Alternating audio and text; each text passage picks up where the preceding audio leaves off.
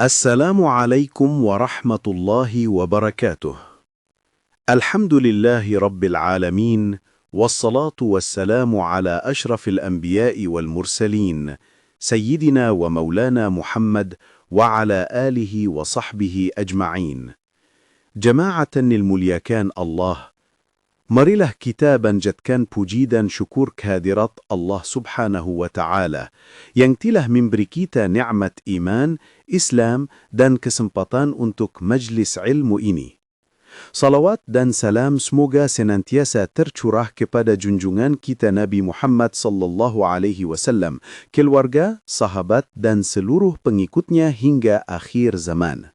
Pada kesempatan kali ini, saya ingin menyampaikan sebuah nasihat penting tentang 3 jenis manusia yang diumpamakan oleh para ulama. Ada yang seperti makanan, ada yang seperti obat, dan ada pula yang seperti penyakit. Manusia seperti makanan. Para ulama, khususnya Imam Al-Ghazali dalam Bidayatul Hidayah, menjelaskan bahwa manusia itu ada yang seperti makanan. Artinya, selalu dibutuhkan. Mereka adalah orang-orang soleh, berilmu, dan membawa manfaat dalam kehidupan kita. Khairun nasi anfa'uhum linnas. Sebaik-baik manusia adalah yang paling bermanfaat bagi manusia. Artinya, manusia jenis ini selalu memberi kebaikan. Mereka menjadi sumber ilmu, sumber nasihat, dan sumber ketenangan. Bersahabat dengan mereka ibarat kita memakan makanan yang menyehatkan tubuh. Selalu dibutuhkan, selalu memberi manfaat. Manusia seperti obat. Jenis kedua adalah manusia yang seperti obat. Mereka tidak selalu kita butuhkan, tetapi di waktu tertentu sangat bermanfaat. Misalnya, seorang doktor ketika kita sakit, seorang ahli ketika kita menghadapi masalah tertentu, atau seorang teman yang bisa menolong di waktu genting. Dalam sebuah hadis Nabi sallallahu alaihi wasallam bersabda, "Al-mu'minu lil-mu'mini kal-bunyani yashuddu ba'duru ba'da." Seorang mukmin dengan mukmin lainnya ibarat bangunan yang saling menguatkan satu sama lain. Artinya, manusia jenis ini adalah mereka yang Allah hadirkan pada saat kita membutuhkan, untuk menguatkan, menolong dan menyembuhkan luka. Meskipun tidak selalu hadir dalam kehidupan sehari-hari, keberadaan mereka sangat berarti di waktu tertentu.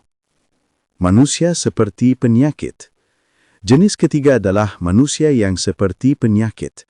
Mereka tidak dibutuhkan, bahkan kehadirannya sering merugikan. Mereka suka mengganggu, menyakiti atau menjerumuskan orang lain dalam keburukan. Namun demikian, Allah menjadikan mereka sebagai ujian bagi hambanya.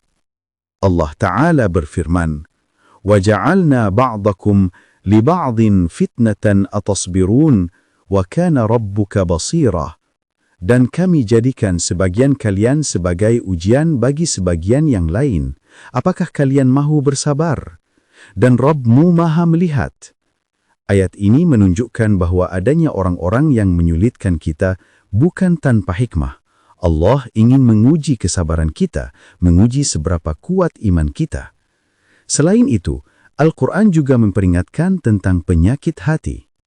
Fi qulubihim maradun fazadahumullahu marada, walahum azabun alimun bima kanu yakdzibun. Dalam hati mereka ada penyakit, lalu Allah menambah penyakitnya, dan bagi mereka azab yang pedih disebabkan karena mereka berdusta. Hadis Nabi juga mengingatkan agar berhati-hati memilih teman. Ar-rajulu ala dini khalilihi falyanzur ahadukum man yukhalil. Seseorang itu tergantung agama temannya, maka hendaklah salah seorang dari kalian memperhatikan siapa yang dijadikan teman. Inilah tanda manusia yang seperti penyakit. Jika kita bergaul terlalu dekat, maka kita bisa tertular keburukan mereka. Jamaah yang dimuliakan Allah, bagaimana sikap kita terhadap manusia seperti penyakit? Pertama, berpaling dan menjaga jarak. Jangan biarkan diri kita terseret dalam pengaruh buruk. Imam Al-Ghazali berkata, engkau harus berpaling darinya agar selamat. Kedua, ambil hikmah dari keburukannya. Nabi Isa alaihi salam pernah ditanya, siapa yang mengajarkanmu adab? Beliau menjawab, saya belajar adab dari orang yang buruk akhlaknya. Saya melihat keburukan mereka, lalu saya menjauhinya. Ketiga, jangan sampai kita menjadi penyakit bagi orang lain. Introspeksi diri, jangan sampai keberadaan kita menyulitkan orang lain, menyebar gosip, fitnah, atau menyakiti hati. Keempat, doa dan tawakul. Mohonlah kepada Allah agar kita dijauhkan dari teman yang buruk dan didekatkan dengan orang-orang soleh.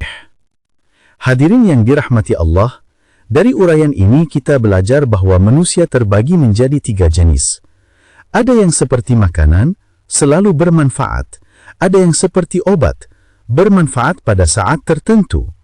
Ada yang seperti penyakit, yang harus kita waspadai karena mereka bisa menjadi ujian bagi kita. Mudah-mudahan kita semua dijadikan Allah termasuk dalam golongan pertama, yaitu manusia yang selalu memberi manfaat bagi sesama. Rasulullah sallallahu alaihi wasallam bersabda, khairun nasi anfa'uhum linnas. Sebaik-baik manusia adalah yang paling bermanfaat bagi manusia. Semoga kita termasuk orang yang demikian. Amin ya rabbal alamin. Wallahu a'lamu bis-shawab. Aqulu qawli hadha wa astaghfirullaha li wa lakum. Fastaghfiruhu innahu huwal ghafurur rahim.